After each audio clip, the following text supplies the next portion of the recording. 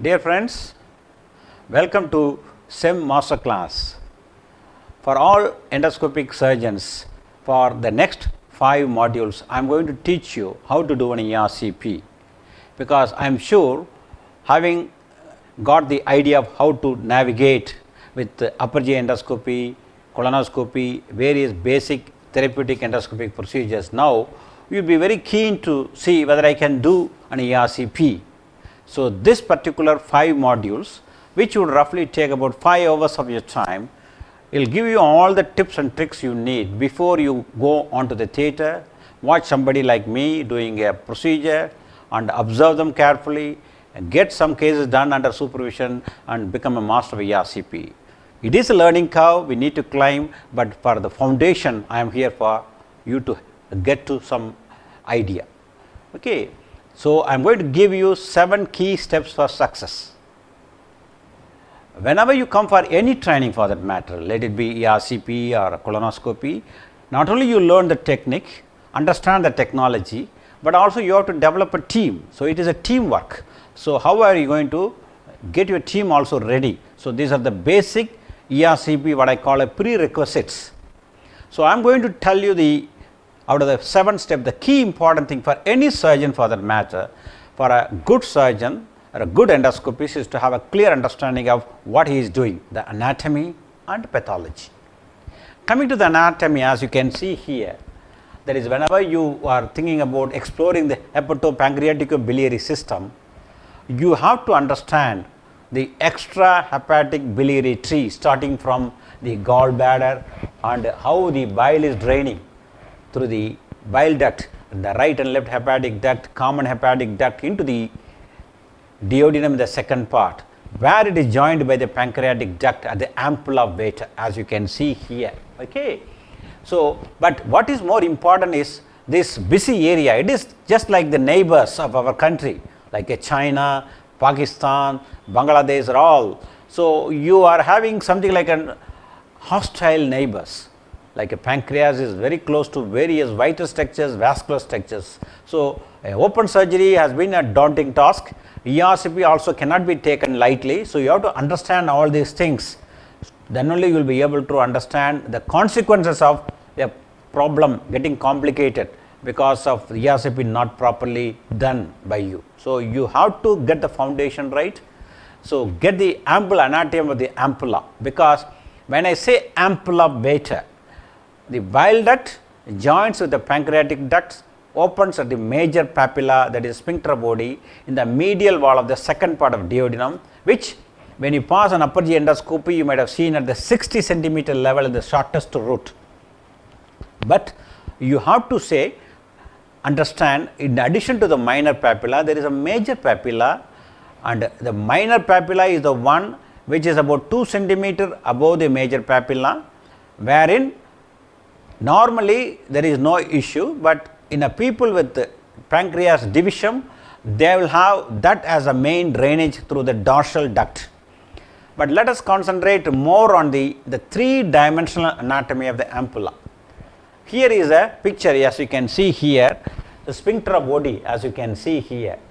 So, where we normally see it has only one circular fibers, that is sphincter papillae, but you need to imagine the sphincter papillae extends onto the bile duct, okay, as a sphincter choledochus, and a pancreatic duct, that is sphincter pancreaticus.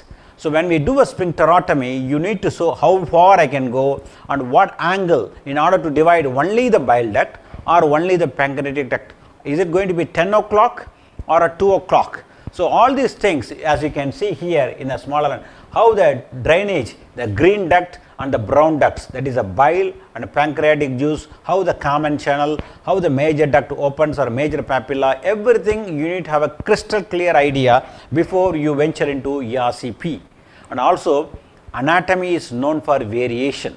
What is most important for you and also for me is the S-shaped course of bile duct you need to understand clearly. If you carefully see, the first picture is very, very important, where you see that when the pancreatic duct joins with the bile duct, it comes with a very short duct common channel into the major papilla. But what is equally important is the bile duct, the last 2 centimeter of the bile duct is having a tortuous course. So, that tortuous sigmoid course, like a sigmoid colon, you know how to straighten, like that you need to straighten in order to succeed. So, the success of ERCP is how you are able to understand the S-shaped course of the bile duct and how you are able to straighten it. Because occasionally, as you can see in the third picture, the channel may be very long common channel. Sometimes you will be surprised there won't be any common channel at all.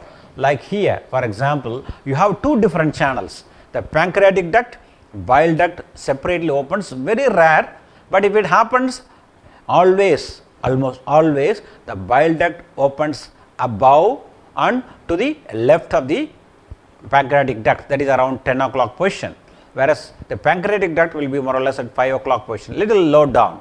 So, pancreatic duct below, bile duct above, that is imagination as far as the ampulla is concerned. Okay. As I said, like an ulcer anywhere in our body, you know as a surgeon how to describe.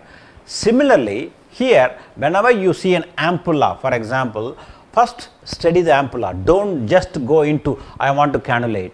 First, from a distance, try to observe, see the site of the ampulla, whether it is a normal, shape of the ampulla, and how it is going to be easy cannulation or a difficult cannulation. For example, what do you think? See, for example, ampulla vata is easy to identify. I will tell you how, but it is a variable, like as you can see here, it will be just like a nipple, or it may be having an infundibulum as the second picture, or the third one, which is the tricky one, where you can see there is a large periampullary diverticulum, in which it sometimes it will be on the right side, sometimes on the other side it will be draining, sometimes it will be right in the middle, that will make you really challenging to cannulate. So, this is all that the periampullary diverticulum is more or less like a norm than an exception. And the last one you should realize, this one.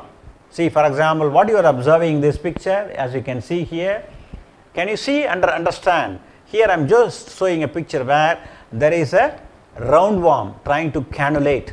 So, worm is going there, nicely palpate and able to enter and cannulate. That is the best cannulator without doing any damage, and it goes into the bile duct. So, similarly, we should go in, find the orifice, that is a biliary orifice, selectively cannulate like ankylostoma or the roundworm. Okay. Coming to the ampulla, more about it, how you describe an ampulla. If you just watch me, it is something like my tie. See the picture on the top, I have drawn a tie.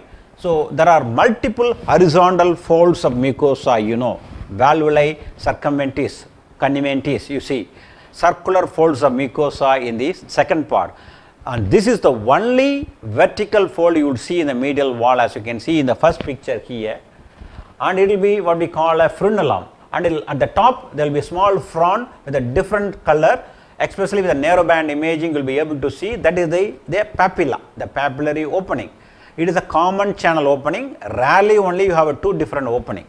And above that you will have something like a bulge, not in all people, that is called infundibulum. And the whole thing sometimes will be covered by something like a hood, like a prefusial skin. So, all these things you need to appreciate. As I said, ampulla comes in various shapes, as you can see here, all these 3, it can be just a nipple, little bulge. What is easy for you is whenever you have what we call a large infundibulum, because infundibulum allows you to understand the course, and it will also makes it easy for at least the beginners to do what we call a needle knife sphincterotomy. So, understand it fully before you address the problem. I told you already that the importance of the embryology, the essential embryology for all of us. For example, here is a diagrammatic representation here, as you can see here, the 2 things. This is what is you normally see normally, and that is the abnormal one. So, let me see this one, wherein the pancreas develops from dorsal and ventral bed. So, what you have is a duct of Wirsung, the smaller duct going into the main, that is it is converging onto the bile duct, joining is a common channel. Whereas, the dorsal area, it goes into what we call the duct of Santorini, which is draining into the minor papilla. But sometimes the duct of Santorini from the dorsal duct will become the major drainage, and sometimes it can separately drain like this. Okay. So, that only you can see here a small portion of the unsnake process and head only will be drained by the major papilla. So, this is an area like a minor papillotomy, or you need to identify in this particular case where the minor papilla, where you find the minor papilla, minor first, major next, that is the concept. What do you mean by minor first, major next?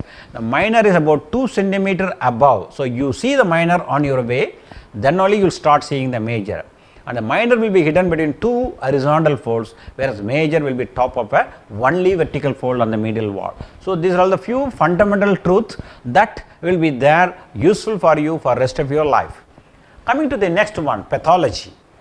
For any pathology for that matter, be it in liver, bile duct, pancreas, you need to understand, is it congenital, infective, inflammatory, traumatic, iatrogenic or neoplastic. For example, if you have a patient, he may be a choledochal cyst, or it could be a case of a pancreatic problem like a pancreas division. They are all congenital. Infective problems also can happen like hydatid cyst, or traumatic post-lap biliary stricture. So, like that you need to understand them. Once you know the pathology or pathogenesis, it is easy. So, always work on the basics, get the basics right before we go into the launch pad. Okay. Let me go into the next step, a good endoscopy experience. If you have already done an endoscopy, you should ideally have done, in my opinion, honest opinion, 1000 cases of upper GI endoscopy, 200 to 300 cases of colonoscopy, done at least about 50 to 100 cases of dilatation or injection sclero, all those things before you go and even buy an ERCP or get to know. So, do not launch after doing 100 cases of endoscopy I want to do, because it is now 26th year of me doing ERCP, still I am learning. So, it is needing a very good foundation to learn this. So, let me take you to the basics here, back to the basics what I call. What do you mean by backs? I am sure if you have done the IAGS program like EFAGS, FOGI, which are the both basic and advanced endoscopy course specially meant for you people like a surgeon, you would have seen all these slides repeatedly. But what I say is, it is like starting a plane. Before you start the plane, what the pilot say, he actually do a drill, what we call a cockpit drill, because there is no point in checking your equipment while you are middle of doing something. So, this is as simple as that. So, pre-ERCP ritual needs you check the scope, checks the processor, suction, airflow, everything is working. Okay, then only, and all the accessories you tell the staff, this particular patient needs ERCP sphincterotomy. Do you have a sphincter at home? If I am not able to cannulate, I may need a needle knife. And if this is going to be difficult, I need a long nose sphincterotomy. I have both Olympus one, Boston Scientific. Which one you want? Keep them both like that. As many as accessories, you always have the thought process running. You always keep communicating with your staff nurse, because your assistant is going to be the one going to make a difference. It is going to be easy or difficult ERCP. So, that is a cockpit drill. Once you have done the drill, then you go into the next important key element. In what way now upper GI endoscopy is different from an ERCP, apart from it is a side viewing duodenoscopy, as you can see here in this picture. The lens and objective lens here shown here, they are all on the side. So, you have a very blend in the tip. It is easy to actually intubate or the cricopharynx, but what is most important is the silver area here. For example, here what you see is a elevator that is controlled by a small knob next to the wheels. So, your non-dominant hand will hold the control head, in which you will find the elevator. By successfully manipulating the elevator, you can control that knob. So, that will drive the equipment into the ampulla selectively. Let me just show you what I mean here. You watch carefully in this particular picture. Okay. For example, in order to enter the bile duct here, I am just putting the elevator down. So, it pushes the instrument in to the bile duct. Whereas, if you want to enter the pancreatic duct, elevator not that much, you just keep it little horizontal. So, it goes in. So, more horizontally it will go into the pancreatic duct, more vertical course is a bile duct, and also the direction also matters, because they are like north and south pole. So, you need to know the elevator, and also your positions are very important. I will tell you in a minute regarding the position. before we venture into the procedure, the next important thing is check the patient, because you have done the cockpit drill, instruments are okay, but is the patient okay, whether he needs one ERCP, because ERCP is not a simple procedure. Life threatening complications do occur. Unless you do it for proper indication, you end up having a lot of trouble. So, know the indication, make sure the patient has no problem with the clotting, like INR is done, it is less than 1.3 or 1.4, patient drug history, comorbidity, everything you do. But what is the most important thing apart from these things is informed consent. An informed consent is a very important, valuable, not only a legal document, it ensures the confidence of the patient and their attenders. Here is a component of informed consent, that is the content of disclosure. If the patient is knowledgeable and in the age group where they can give a competent voluntary consent form, make sure you explain them why an ERCP is necessary for this patient or for you and how it is done. You can tell, I will bring the anesthetist, he will give you anesthesia, you will feel full sleep, then I will pass the scope, I will enter, see the intestine and get into the ampulla and see any stone. If there is a stone, I remove it, and if necessary I will put a little plastic tube and that will stay for 2 or 3 weeks.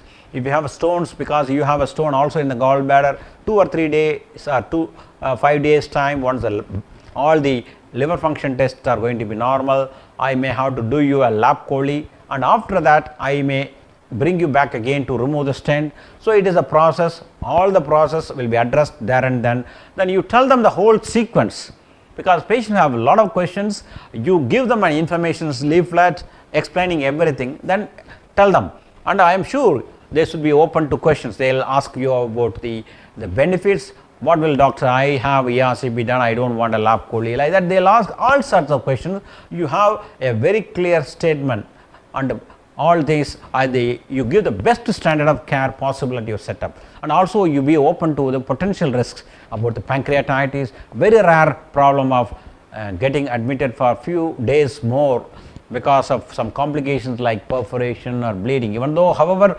uncommon they are, you have to at least one complication you have to explain. It is like in a case of thyroid, you will be penalized if you do not tell a patient that you are having a, however small, there is a risk of recurrent laryngeal nerve injury and hoarseness of voice. Similarly, here a post ERCP pancreatitis is a well accepted complication, about 5 to 8% you have to tell in the informed consent. Bleeding, perforation, you can bring in the consent form or information leaflet, you need not explain in detail, because other press the panic button unnecessarily. So, get that all done. That is why I call WHO, why, how and what is the outcome of you. So, if you do that, that is a comprehensive then you obviously, if you have learned the trick of the trade by various surgeons across the country who are passionate teachers for this technique, get a sound technique. When I say ambidextrous, it is not only for a laparoscopic surgeon, but also for an endoscopic surgeon. Left hand control, right hand you just control the shaft so that you can go torquing the scope, and also your body movement. For example, if I am standing here, I am looking at the monitor like I am looking at you now. So, slowly if I turn to my right, then that way you are able to torque your body, not only the torque the tip of the scope, it will stay inside the duodenum. How you are successfully able to stay in the duodenum for even hours together, it is because of your body movement. Watch me, how I am looking. I am not looking at the patient, I am looking at the monitor, because I am torquing my body to the right side. I turn to the right looking at the endoscopy tower. So, this is the way you need to do. So, you have to see the movement at the tip of the scope, where exactly it depends upon not only the wheel, but also the hand and also your body, and the fourth one is about the elevator. So, everything takes the control. So, you understand everything, understand the ergonomics. This is all fundamental. I am sure you know this, torquing to the clockwise torque as it is given here, it is going to turn the scope to the right, the red color, and anti-clockwise it is going to turn to the left side. So, these are all things you know already, but you have to understand the navigation is by using all this in a various, but out of them the most important thing is your body movement, okay, to the right. Next fundamental truth, I am sure you all know by this time, is every monitor whenever you see, be it in your own hospital or even in a conference where the big screen, you treat it like in the endoscopy view monitor like a clock, where they are showing, the surgeon is showing the lesion. Is it towards 10:3 like that? For example, when we see the pylorus, when we enter into the D1, for example, with the side viewing scope, the pylorus will be sun setting position, that is, it should be around 6 o'clock position. Then whenever we do a sphincterotomy for bile duct, it will be at a 10 o'clock position. Whenever I do pancreatic sphincterotomy, it will be 2 o'clock position. When I say that direction, you will know. So you try to comprehend everything, keeping a clock in your mind. So that's what. For example, here there is an ampulla, as you can see, and I have done a sphincterotomy. The second picture, as you can see, more or less at 11 or 12 o'clock I have done a sphincterotomy. And you can see the typical position of the ERCP in the shortest scope, as you can see here, okay. So nicely it is shown here, and also see here how it is. As I said, clock positions are very, very critical, like the diagrammatic representation here, and also how the bow wire can be adjusted so nicely. So we can see the first picture here, for example, is a typical 10 o'clock position, that is biliary sphincterotomy is done halfway, and you can see near completion. So how far you cut, all those things we will discuss subsequently. All need to know is you have to have the finest control on the tip of all the equipments, and it should be, everything should be picture perfect. Very, very important thing is the perfection, okay. Next important thing is how you are going to learn. Now you are going to learn. See, in other words, I presume by this last 10-15 minutes, you know now the importance of anatomy, pathology, and also the sound endoscopy experience, which comes after thousands of upper GI colonoscopy cases. Now coming to the will to learn, and you are here to learn with us now. So where you are now, there are 4 stages of learning, be it ERCP or any procedure for that matter.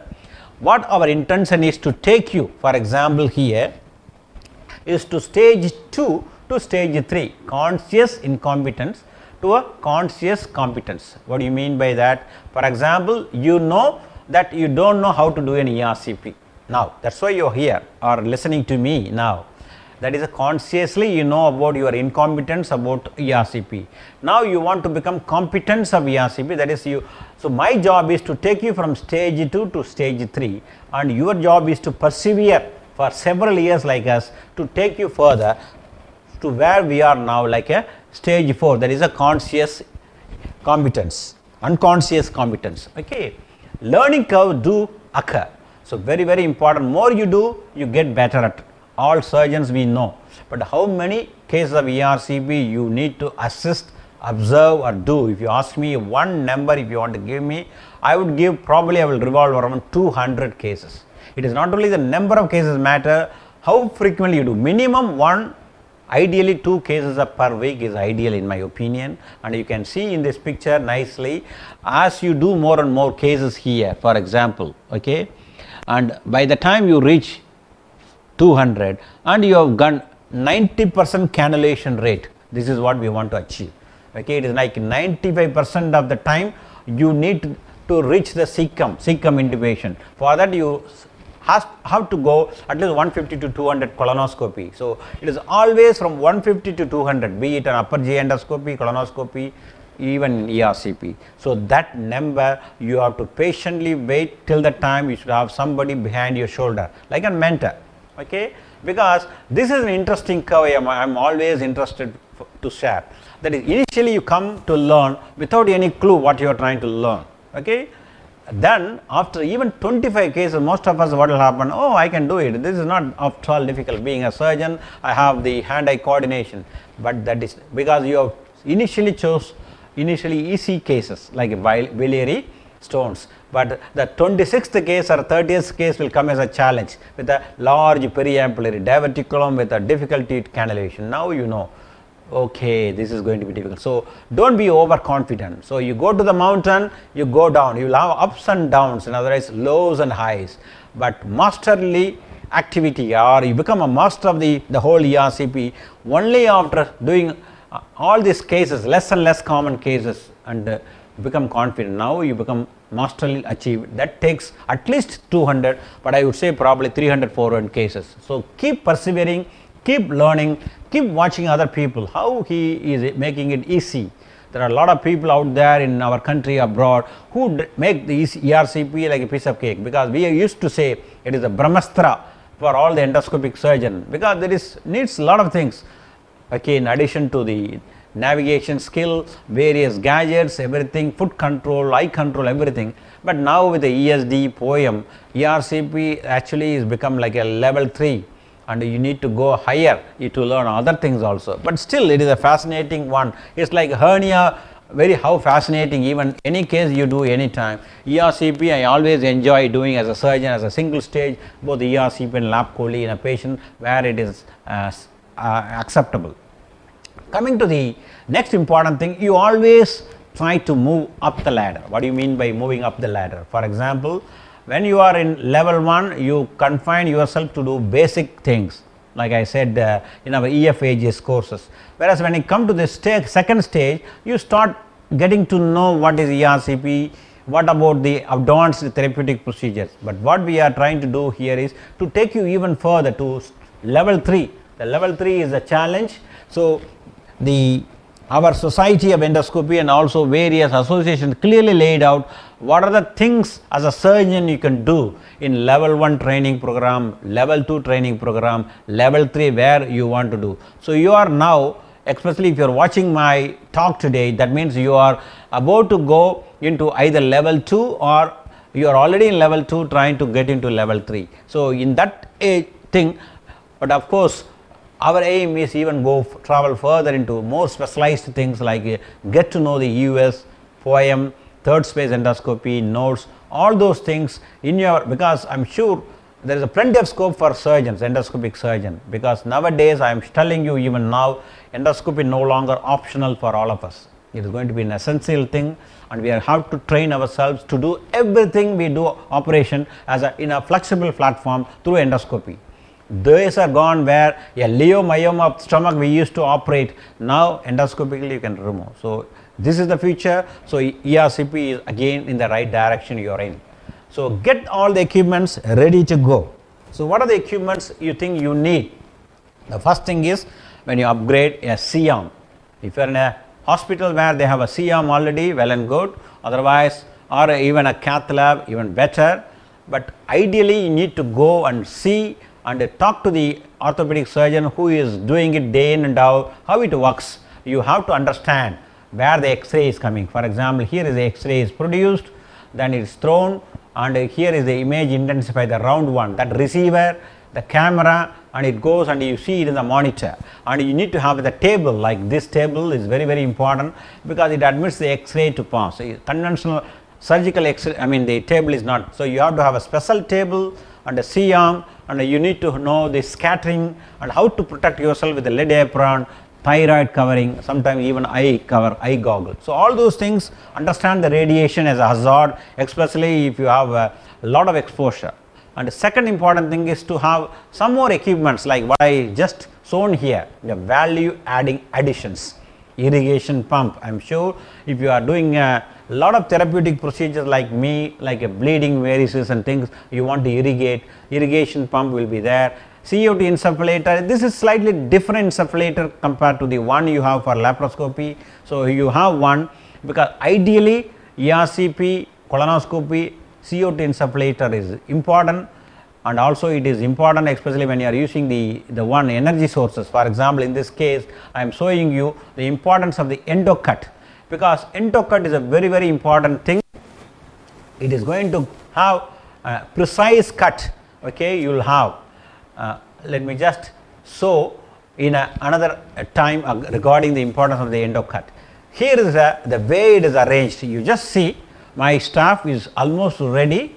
She has the endoscopy ready, there is ERCP ready, and all the things. For example, I asked her, I am going to do a biliary sphincterotomy. She has my Boston Scientific sphincterotomy with the guide wire ready, hydrophilic guide wire, and if necessary, if it fails, then I need to have a needle knife, then balloon for a Fogarty balloon sphincter, withdrawal of the stone, and also a stent, and all these things you have to have ready, then only you can proceed.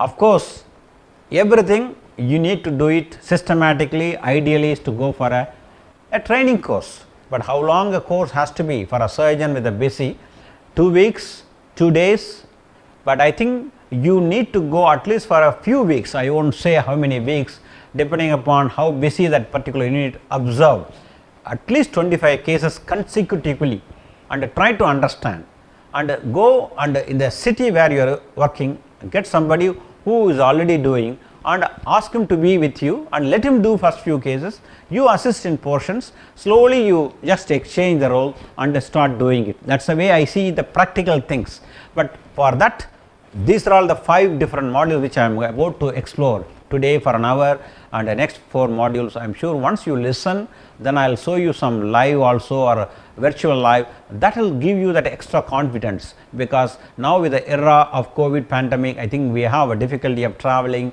getting an on-site training. So, these are all the things which will compensate. So, I think when you come to a place like ours, or even go to a place where they have a virtual reality simulators, various plastic mechanical simulators, you have plenty to learn, bring down or shorten the learning curve, then you can join us for the live cases. Okay? Because it is not just doing a case, it is few more things you need to know. That is, motor skill is one thing, for that you need to have numbers on your side, but I can teach you the cognitive skill. What are the indication, contraindication, how to prepare a patient, how to interpret an ERCP, like that I can tell you. Methodological skill, if a patient admits, how many days, and what is the system, what antibiotic, and where all we use vitamin K, like that we can methodologically, and how to get a consent form.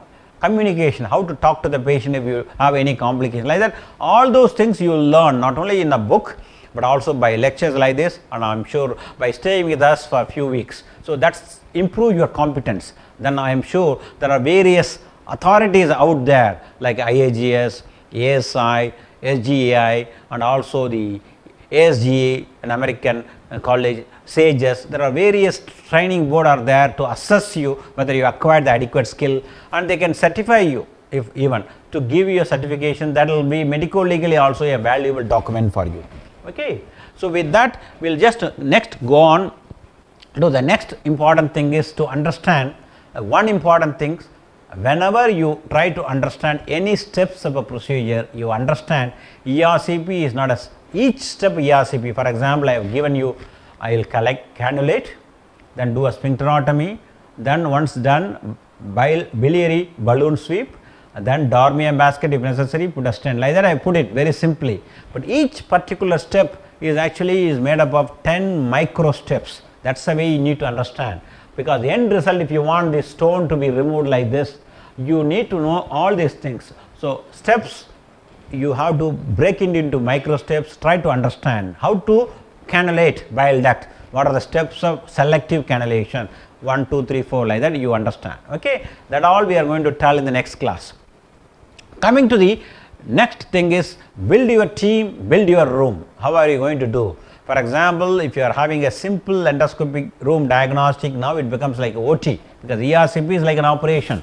Anesthetist is going to come, he is going to give you sedation or a propofol infusion, even endotracheal intubation, C-arm there, diathermy, literally a theatre. So, you need to have a flow pattern, how your patient is dragged in, and where you change the dress, where you do the procedure, where you wash the equipment, and where you bring the patient for recovery and coming out, like that. So, that should be a reception, preparation, ERCP, disinfection area, storage of all the accessories, and where the patient could recover, and convocation, and IT, and all these things have to be done. Okay.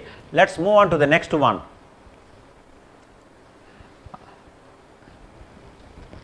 And here is the next important thing I want to tell. ERCP is a teamwork. What do you mean by TR? Like ERCP is 4-letter word. As you can see in this picture, there are 4 important persons. Apart from me as an endoscopist, anesthetist will be there always, because you do not want to shoulder the responsibility of monitoring the patient's airway or breathing. ERCP staffs there may be 2 or 3, but one important person is right here. For example, she is going to assist me, okay, and the radiographer. There is no need for a radiologist. You should be the interpreter of the biliary pancreatic injection, okay. As I said, the person to my right here who is holding the Boston Scientific ERCP cannula, she is the one, she is going to be very agile. As soon as she knows how the ampulla, she knows what I am going to do. In other words, she should be agile, anticipates what I am trying to do. So, you have to have the importance right hand is your staff on the right side. That is what I used to say. The documentation. Next important thing is medico legally also it is important. Whatever you do, whether you are able to successfully do or unsuccessfully do, you need to document clearly. Use a software like here what we use is an Ampulla software, very good. You can take a video documentation and also you can have a printout, and you have to have a way to document the whole procedure. Like for example, this report is ours, like this is what we give with the top portion about our hospital, the middle portion is about the patient demographics and all the procedure details, micro details, at least few pictures to tell exactly you have done. And so these are all the minimum requirements in a report. Patient details, why you do, anesthesia, ERCP report in detail I will tell you in a minute, and vital signs during ERCP and post-op advice, all those things. As you can see, ampulla, how it is, then biliary system, pancreatic duct, and then final impression, what procedure and what is the post-operative advice, all these things, and some pictures also. As you can see here, the pictures are there, and the image intensifier is there, and here is a sphincterotomy, you have done a stent. If you give the picture and go and talk to the relatives, it is easy for them also to understand. And nowadays I am sure you will be able to give even a CD with all the information necessary, and you can upload this, and also you can discuss like what I am doing today thanks to the technology. So, documentation is the key to your success. Of course, everything depends upon you do the ERCP only for the right indication. When I say right indication, ERCP is no longer for diagnosis, you take it, even though occasionally in some institution they do it for biliary dyskinesia and things like that, but for you and me it is essentially a therapeutic tool, because to diagnose any pancreatic biliary problem we have other things like EUS or CT abdomen. So, CT, MRCP, endoscopic ultrasound, they are all what we call an investigation of choice, whereas ERCP is a therapy of choice. So, that is another important message. So, whenever you have for example chronic pancreatitis, do not waste your time and energy trying to do an ERCP, because it is at the end of the day, unless the patient is having a stricture in the pancreatic duct or a stone, it is mostly diagnostic, you can do with EUS or a MRCP. Next important thing is clear understanding. Indications are expanding, but this is commonly I do about 100 cases, means 90% of my work, of course, and most of you in the beginning will be for a bile duct stone. A patient comes with a gallstone with a CBD stone, you want to do a lap chole, but before that you want to clarify and make sure you clear the bile duct. So, for that only the patient has come. The patient may be clinically jaundiced or biochemically jaundiced. So, that is the first common indication. The next is patient presenting with the pancreatitis, you identify it is because of the bile duct biliary pancreatitis, not alcoholic. That patient needs ERCP, especially when they have increasing jaundice or a sepsis. The third of course common indication, either palliation mainly, sometimes even preoperatively, is biliary pancreatic cancer. And a rare, less common cause in my opinion is a recurrent pancreatitis pseudocyst. Okay. I said controversial indication better we avoid in the beginning of our travel. So, you need to have all these things, because after all at the end of the day you want to have a relaxed night, so you can sleep well. For that you do not want to get into any tangle with the medico legal issues. So, because you need to tell the patient relative ERCP could go wrong, not only because of your poor standard of care, in spite of our best efforts, things can go wrong for various unknown reasons. You tell them post ERCP pancreatitis, bleeding, infection, risk of perforation, even a probability of death in about a percentage of person is all there in the books, and it is we see it day in and day out. So, better you explain at least the first one, that is a post ERCP pancreatitis, before you venture into doing the first cases, because The one question repeatedly asked my residents or my people coming for any training, endoscopy, colonoscopy, sir, as a surgeon, are you competent, or are we, legally permitted to perform? Okay, because you are actually, you have to imagine, you are a surgeon competent to do all these things. You are a lion, but if you are, everybody telling you are a sheep, don't behave like a sheep. That's a picture I am trying to tell you. So you need to say, you should not have any doubt in your mind, because as a postgraduate, your syllabus allowed you to do, but because of the locality, like in India, for example, southern parts of India, a lot of people learn endoscopy during the post graduation. North in Delhi, for example, I know people not even seen an endoscopy. That is the way, but ideally the MCI or we need, and the university expects you that you have a good sound knowledge. It is the basic knowledge. How you apply it for your endoscopy, laparoscopy, open surgery, robo, all these things all depends upon how you take it. So no doubt in your mind, you are legally permitted. Okay, competency is the next thing.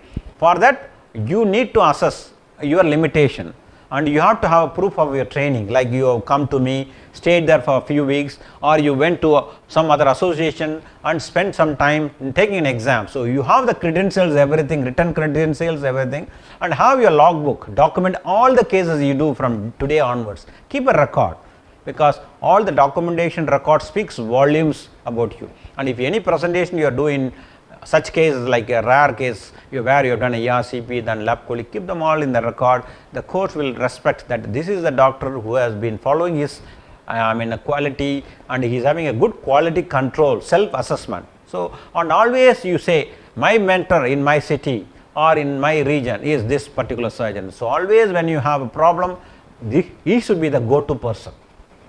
Because the best way to avoid complication or medical legal issue, you will say, avoid doing ERCP, as simple as that, but you are not going to do that. But still, if it is a too controversial indication, as I told you, sphincter body disinfection, or it is going to be a challenging case, first 100 cases don't touch minor papillotomy or a ERCP in a patient with a Bile-Duct 2 gastrectomy, things like that. Or if it is a too rare situation where you haven't seen even one case of intrahepatic stone being removed, don't try to venture as your first case. So avoid ERCP in those situations, because if you get into problem, you can't defend yourself. Okay, so when, in spite of all these things, if you get into problem, follow this alphabet.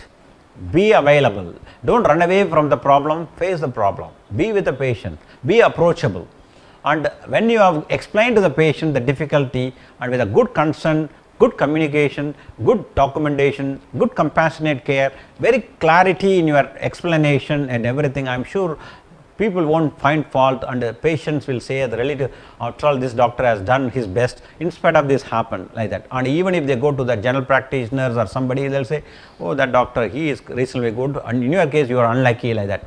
So I am sure if you have done everything good, good will prevail. But in case if you get into trouble, don't treat the complication yourself. That is my advice. Expert help is always welcome, and follow the patient. Even if the patient has to be shifted to a bigger hospital, you always follow the progress of the patient. If it is the same, your father, brother, what you have done, and the guidelines are there, you will know what to do, what not to do. So that's the way I see. And also it is always a good habit to become an associate with any association. I am not vouching for join IAGS or join SGEI or ISG. Join any or all the associations, or even you can become a member of all these overseas affiliation, because you have come this far learning ERCP. That means your bread and butter is going to be ERCP for a long time. So better you be an association, even in an international association. That speaks volume, and that will be a very good quality control for you. You will be itching to learn more and more. You get all the tips and tricks every time you attend a conference, because I told you repeatedly from my first slide, ERCP is not a destination, it is a journey to be traveled, and it has to be enjoyed with a passion and perfection and perseverance and hard work, as I always say. Because what Peter Cotton, who coined the term ERCP, said, it is ERCP is a 10% inspiration but 90% perspiration. You have to sweat in your theatre and AC theatre also. So good luck to all of you. I am sure the next 4 modules will be equally challenging, but if you are with me, I am sure to give you all the tips, no hidden secrets. So because there are miles to go before I sleep. Thank you.